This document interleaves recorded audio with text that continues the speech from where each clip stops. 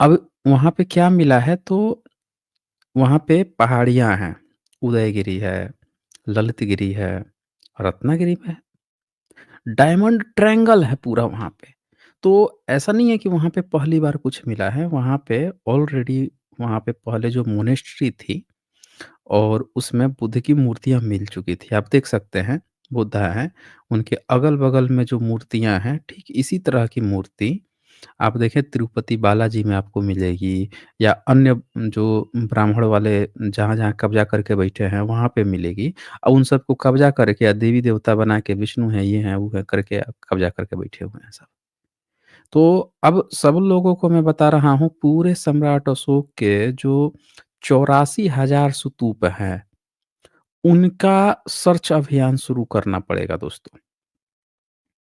क्योंकि ये जितने भी चून-मंगे हैं, जो चून माँग रहे हैं, वो सम्राट अशोक के 84,000 स्तूप के ऊपर बैठ गए हैं, कब्ज़ा करके और उसको इन्होंने क्या किया है कि जो राजा लोग थे, वो सब लोग बुद्धिस्ट थे।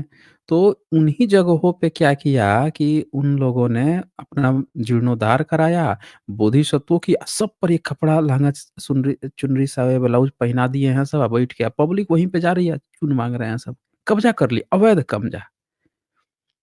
सोचिए आपको एक छोटा-सा ज़मीन लेने में कितना आपको परेशानी होता है, कितना दिक्कत होता है, ज़िंदगी की कमाई निकल जाती है। बैठे-बैठाए सैकड़ों एकड़ ज़मीन जो है, हज़ारों एकड़ ज़मीन जो है, बैठे-बैठे चुन-मुंगा खा गए सब। और ऊपर से डोनेशन और आ रहा है उस पे। खूब पैसा है, बरसात हो रही है। डोनेशन पे डोनेशन भरे पड़े हुए हैं। तो ये पूरा 84,000 सम्राट अशोक के जो स्तूप हैं, उसका अभियान हम लोगों को चलाना पड़ेगा, सर्च अभियान चलाना पड़ेगा कि ये चाहे फाहियान ने कहाँ-कहाँ पे उल्लेख किया स्तूपों को, वेन-सॉन्ग ने क्या कहा, अन्य अ, जो लेखक हैं, उन्होंने कहाँ-कहाँ पे इन चीज़ों को फाइंड आउट किया, किसके-किसके पुरातत्व सबूत मिल रहे हैं, हर एक उस जगह को चिन्हित करना पड़ेगा। और मैं बता रहा हूँ, सिर्फ़ और सिर्फ़ ब्राह्मण ही नहीं, भारत के अन्य धर्म वाले भी, अन्य जो छोटे-छोटे कल्ट हैं, उन लोगों ने भी अपने धार्मिक स्थल सम्राट अशोक के ही 84,000 स्तूपों के ऊपर बना के रखे हुए हैं। इसके भी कई सारे प्रमाण और सबूत अवेलेबल हैं। तो हालाँकि उनकी संख्या बहुत कम है, तो अब हमें पहले तो सबसे पहले जो व्यापक स्तर पे पूरे 84,000 स्तूप की लिस्ट बनानी पड़ेगी और सबका निकालना पड़ेगा क्योंकि जो अपने को ये कहते आया है कि भैया हम तो विदेश से आए हैं, हम तो विदेश से आए हैं, तो यहाँ क्या कर रहा है फिर? और आ ही गया है, रह ही रहा है, तो ठीक है, ठीक से रह ले, तमीज़ से रह ले। ये कब्ज़ा करना क्या होता है भाई? बैठ के तू गाली भी देता है, गाली देना भी सिखा रहा है, कब्ज़ा करके ही बैठा है। अच्छा तो वहाँ पे मिला क्या है, ये देखिए एक्सकवेशन चल रहा था। पहले से ही चल रहा है, अभी की कोई नई बात नहीं है, पहले से ही चल रहा है। लेकिन 1 दिसंबर को पिछले साल 2024 में, अभी तो ये फ़रवरी खत्म होने को है, मतलब लगभग 3 महीना हो गया, सोचिए। 3 महीना पहले खुदाई हुई और वहाँ से मिला आपको बुद्ध का बहुत बड़ा, इतना बड़ा वो मिला है, ये देखिए आप। मतलब पूरे कहा जा रहा है कि भारत का अब तक का सबसे बड़ा मूर्ति है। इसका अगर पूरा कंप्लीट देखा जाए तो पूरे भारत का सबसे बड़ा मूर्ति स्टैच्यू होगा ये। और देख के सब लोग हैरान हैं। इतनी नक्काशी, इतनी बारीकी से आप ये कान देखिए, आप ये बालों को देखिए। अच्छा एक गपोड़िया है, उसका नाम कुछ परवीन-वरवीन शेख कुछ है, गपोड़ी लाल है। वो क्या करता है कि बुद्धा के ये जो बाल है ना, ये जो बाल इस तरह से स्ट्रक्चर बनाया जाता है, इसको देख के एक वीडियो में बोल रहा है कि अफ्रीका के जैसे लोगों से मिलता है। बताइए ऐसे-ऐसे गधेड़े जो हैं, बैठे हुए हैं, एंकर बने हुए हैं, यूट्यूबर बने हुए हैं, जो बोल रहे हैं कि अफ्रीका अरे अफ्रीका में खुद बुद्धा पहुँच चुके थे। अफ्रीका वालों ने बुद्धिज़्म से कॉपी किया। अफ्रीका वालों ने बहुत सारे बुद्ध की चीज़ों को अपनाया है। ये अफ्रीका की तरह नहीं है, अफ्रीका वालों ने सीखा है। वहाँ सबूत मिले हैं बुद्धा के। तो ये आप देख लीजिए भारत में रह के भारत का चून खाते हैं, भारत की मिट्टी का, यहाँ की उपज खाते हैं, यहाँ का कर्ज खाते हैं और किस तरह से बुद्ध को बदनाम करते हैं, किस तरह से बुद्धिज़्म को बदनाम करते हैं। अब यहाँ पे सोचिए कि इतना बड़ा साइट मिला। अच्छा, उड़ीसा के लोगों को ये बात पता है क्या? उनको तो बना दिया हिंदू। वहाँ पे एससी, एसटी, ओबीसी हिंदू बन के घूम रहे हैं भाई। हिंदू हैं, हिंदू हैं। पुरखे सारे ज़िंदगी भर बुद्धिस्ट बन गए। अब उनसे एक ही सवाल मैं पूछना चाहता हूँ, पूरे भारतीयों से, भैया आपने धर्म परिवर्तन कब किया? बाप-दादा जब बुद्ध की मूर्तियाँ बना के गए हैं, स्तूप बना के गए हैं, महाविहार बना के गए हैं, तो भैया आप हमको बता दो। मुस्लिम्स का तो समझ में आता है कि भाई मुस्लिम कोई बाहर से आया तो उसने धर्म परिवर्तन आपने कर लिया, नमाज़ पढ़ने लगे, वो तो समझ में आता है। वो ईसाई आए, तो ईसाइयत के लिए आपने जो है उनसे मुस्लिम वो ईसाई भी बन गए आप। उन्होंने पढ़ाया-लिखाया, शादी-विवाह करा दिया, नौकरियाँ-वोकरियाँ दे दी, तो वो भी चलो समझ में आता है कि आप ईसाई बन गए। अब जीसस यीशु-यीशु करने लगे। ये हिंदू आप कब कैसे बने भाई? आपको तो पढ़ने भी नहीं दिया था। बोल रहा है कि पढ़ लेगा तो कान में शीशा पिघला के डाल देंगे, जीभ काट लेंगे, तो आपका धर्म परिवर्तन कब कराया भैया उसने? कब आपका धर्म परिवर्तन हुआ है? कब आप जो है हिंदू बने घूम रहे हैं? ये एकदम कर्रा वाला सवाल है जिसका आंसर सबसे पूछना और लेना बहुत ज़रूरी है। जब उसने पढ़ने का ही हक नहीं दिया, अपने धर्म ग्रंथ में कूट-कूट के भर-भर के गालियाँ दी हमको, पढ़ने-लिखने तक नहीं दिया, आपको प्रेयर नहीं मंदिरों से भगाता था, लात मार के भाग, "चल निकल यहाँ से।" आती थी ना ये घटना सारी, अभी भी आती हैं, भेदभाव की, घुसने नहीं देता था। तो भई आपका फिर धर्म परिवर्तन कब करा दिया उसने कि जो आप हिंदू बने घूम रहे हैं? इसीलिए मैं कहता हूँ कि बाय डिफ़ॉल्ट हम सब जो हैं बुद्धिस्ट हैं। बुद्ध ही हमारे पुरखे हैं। हमारे सब के सब पुरखे जो हैं बुद्धिस्ट थे और कोई हिंदू-विंदू नहीं बना है। और ये सब झूठा एक प्रोपेगेंडा क्रिएट किया गया है, इल्यूज़न क्रिएट किया गया है।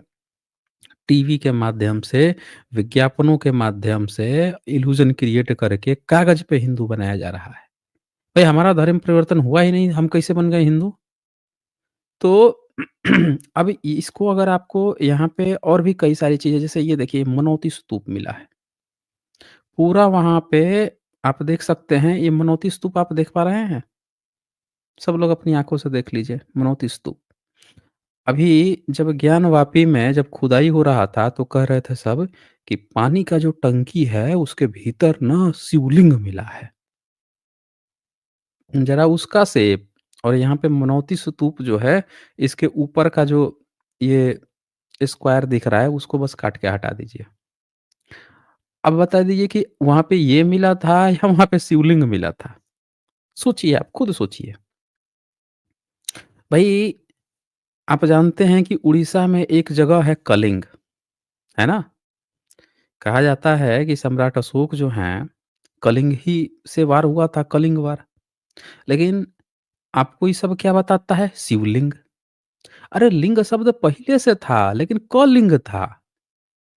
समझ रहे हैं? कौन-सा लिंग था? कलिंग था। ये हमको क्या बता रहा है? शिवलिंग है। अरे भैया ये शिवलिंग कैसे आ गया? कलिंग तो हम चलो जगह का ही नाम है, हम नाम सुनते आए हैं। लेकिन शिवलिंग ये शब्द कब पहली बार आया? कहाँ पे मिला? कहाँ पे लिखित रूप में मिला? भई यही हमको बता दो कोई। एक तो सिंगल तो सबूत दे दो कि कहाँ पे शिवलिंग शब्द लिख के आया कि अगर ऐसा कोई भी गोल स्ट्रक्चर मिल जाए, तो उसको हम शिवलिंग कहते हैं और ये शिवलिंग है। कहीं लिखित पुरातात्विक प्रमाण कहीं पे मिला? ये वोटिव स्तूपा है, इसी को पकड़ के, रगड़ के, घुमा के, उस पर पूरा रगड़-रुगड़ के दूध डाल-डाल के नलें बहा देते हैं सब और क्या बताते हैं? शिवलिंग। इसी तरह से उड़ीसा से लेके अयोध्या में नागेश्वर टेम्पल है। वहाँ पे सम्राट अशोक का ज बनारस में भी सम्राट अशोक का पिलर है और ऊपर पिलर काट के उल्टा रख दिए हैं सब और उसको शिवलिंग बना के सब लोगों को शिवलिंग शिवलिंग कर रहे हैं सब।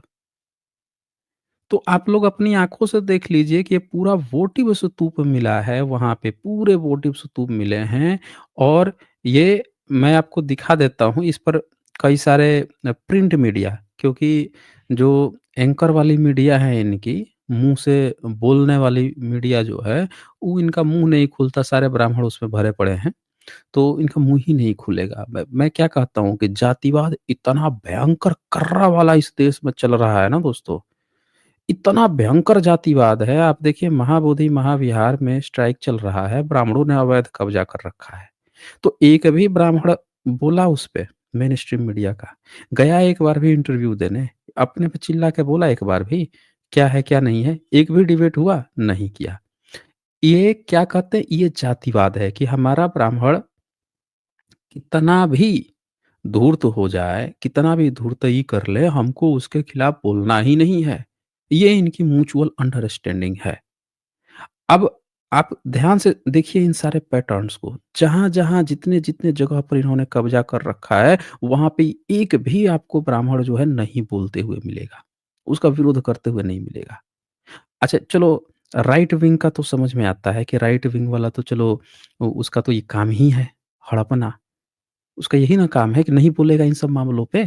तो चलो, ये बताओ कि जो लेफ्ट विंग वाला कूद-कूद के कहता है कि हम तो रैशनल हैं, हम ये हैं, वो हैं, सेंट्रल वाला जो कहता है, ये सब कहाँ है? कहाँ है सब? इन सब के मुँह क्यों नहीं खुल रहे हैं भाई? कि इनमें तो कम से कम न्याय होना चाहिए ना, कि जो जिसका प्लेस है, भई इतना दिन से मुस्लिम्स जो हैं अपने मस्जिद रह रहे हैं, ब्राह्मण जो है सारे कब्ज़ा करके बैठा हुआ है, जो बैठा हुआ है, बैठा हुआ है। जो बुद्ध का जगह है, एकदम प्योर जगह है, जिसके सारे एविडेंस हैं, वहाँ पे इनका मुँह ही नहीं खुल रहा है। मतलब बुद्धिस्ट को उनकी चीज़ देने के लिए इनका मुँह नहीं खुलेगा। छीन के हड़प के बैठा हुआ है, तो एक चुप हैं, एकदम ठीक है क्योंकि इनका जात भाई वहाँ पे बैठा हुआ है।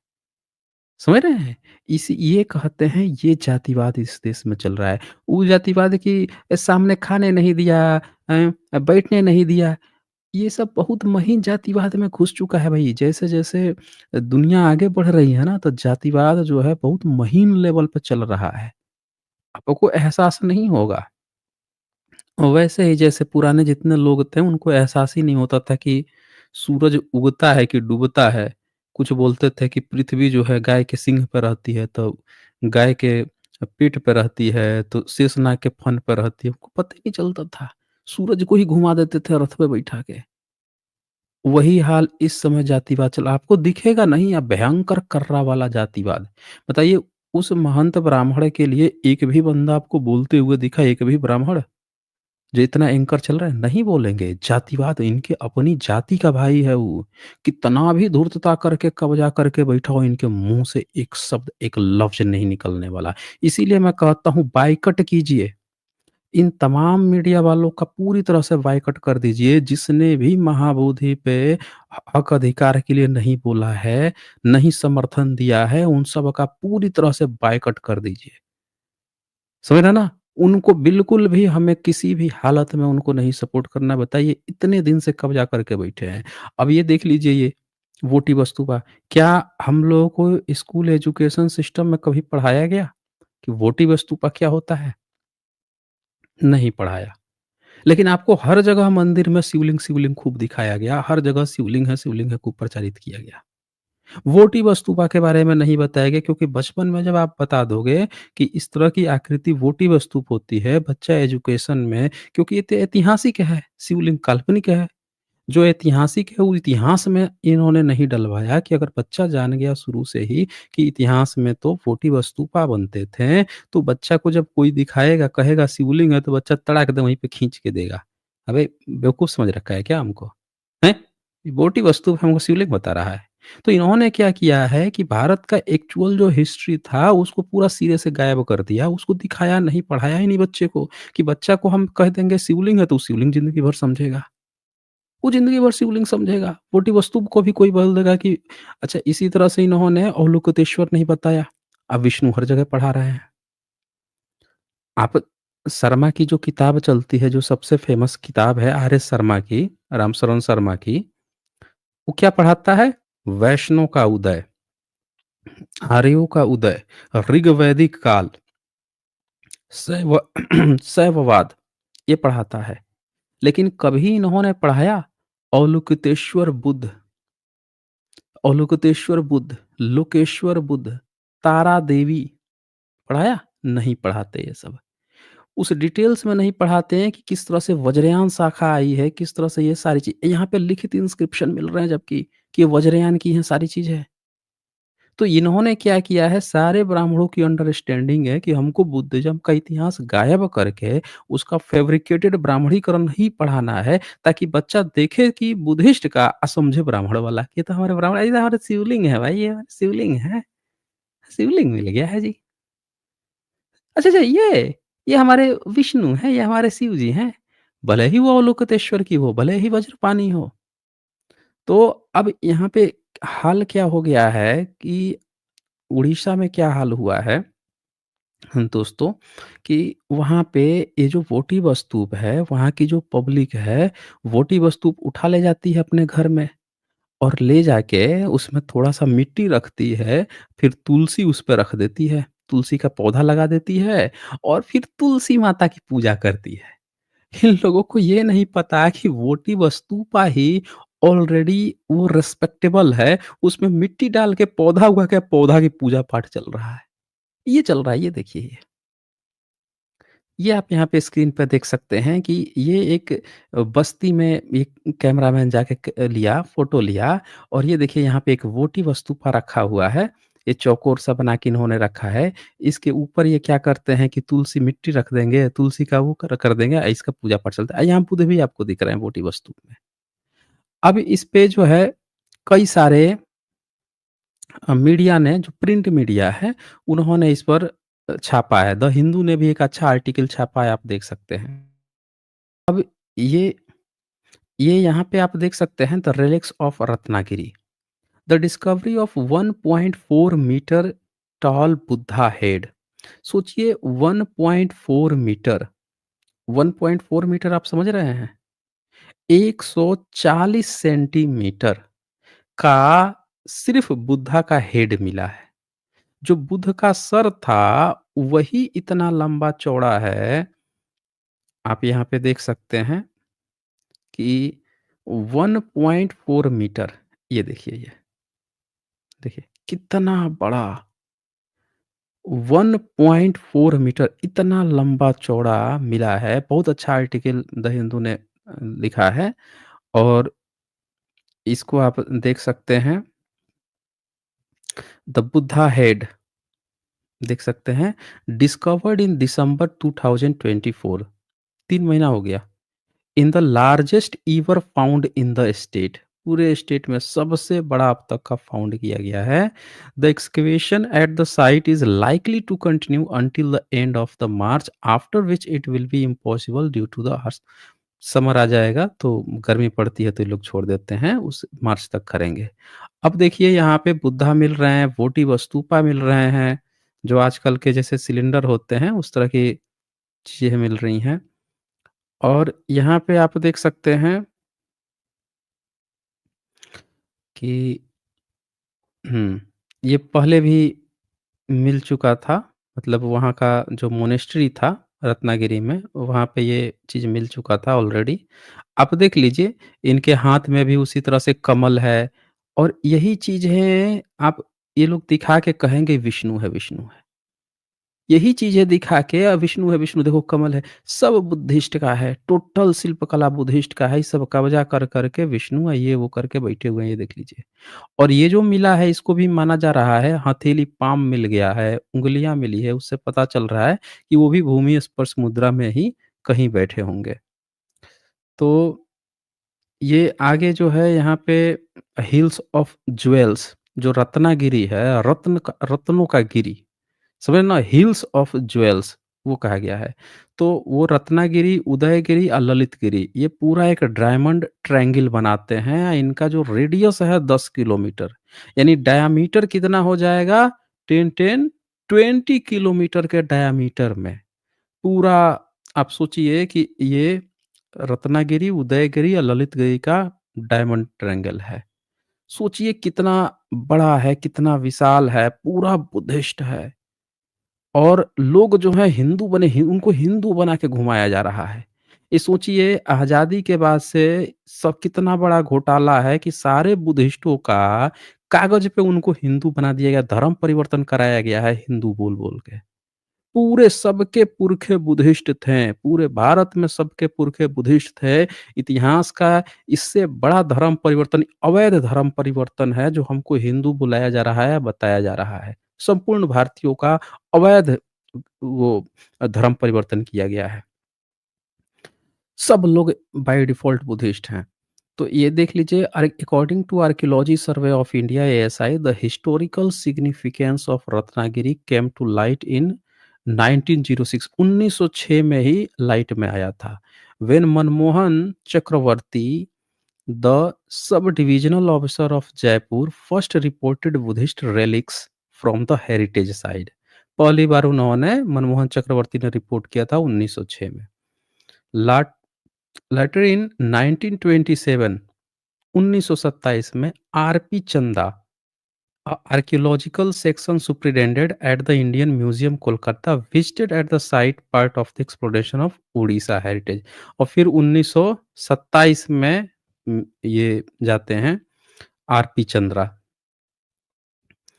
और इसके बाद से यहाँ पे आप सॉरी देख सकते हैं, further exploration followed in 1928 when हरन Chandra Chakallar, a lecturer of Calcutta University, surveyed the hills of Lalitgiri, Udayagiri और रत्नागिरी। 1928 में फिर ये हरन चंद्रा चकल्लर जाते हैं।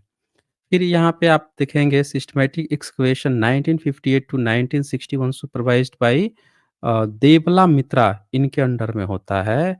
और ये चलते आ रहा है, चलते आ रहा है। फिर इसमें बताया जाता है कि based on the findings from sculptures and epigraphic remains, the earliest Buddhist settlement at Ratnagiri has been dated 5th century AD to flourished in the 13th century.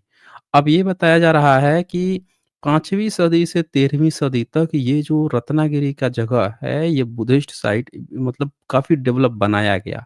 यानी कि जो गुप्ता पीरियड को ये लोग बार-बार हिंदू-हिंदू कहते हैं, आप देखिए उसी के समय में सबसे ज़्यादा बुद्धिज़्म प्रचार-प्रसार हुआ। मैं क्या कहता हूँ कि भारत का पूरा इतिहास ही इन चुनमंगों ने बर्बाद कर दिया है।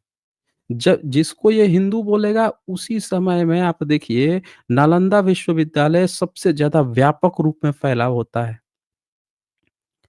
और ये क्या कहेंगे, गुप्त वंश ना नालंदा का वो करता था, ये देता था, वो अबे तुम्हारा गुरुकुल के लिए काहे नहीं खोल दिया था अगर हिंदू था तो?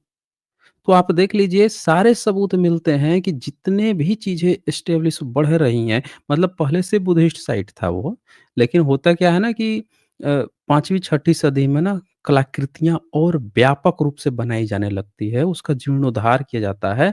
तो जो सबूत मिल रहे हैं उससे ये पता चलता है कि 5वीं से 13वीं के बीच में बहुत व्यापक रूप से वहाँ पे फैलाव होता है बुद्धिज़्म का।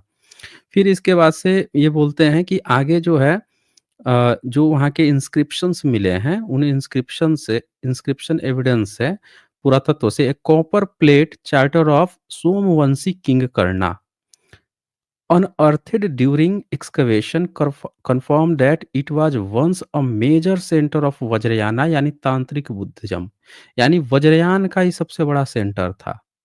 तो मैं क्या कहता हूँ कि भारत में वज्रयान जो है वो सबसे बड़ा सेंटर जब बन रहा था, उसी को कब्जा करके हिंदू में इन्होंने कन्वर्ट किया है। वज्रयान का था ये सारी चीजें। और वज्रयान में वोटिव स्तूपा बनता है जिसको ये सब शिव लिंग बना दिए। बताइए, हमने क लिंग सुना था, इन्होंने हमको शिव लिंग सुना दिया है। अब इसके बाद से आगे ये बताते हैं इसमें कि वहाँ पे इंस्क्रिप्शन में साफ-साफ लिखा हुआ मिला है, the place were identifies as Ratnagiri based on the seals bearing the legend, लिखा हुआ है उस पे, श्री रत्नागिरी महाविहारा आर्य भिक्षु संघा। अब सोचिए वहाँ पे क्या लिखा हुआ है, आर्य भिक्षु संघा। आपको ये सब कौन-सी थियरी बताए हैं? आर्य विदेश से आ गए हैं। आर्य आर्य इंडो आर्य थियरी बताया ना आपको।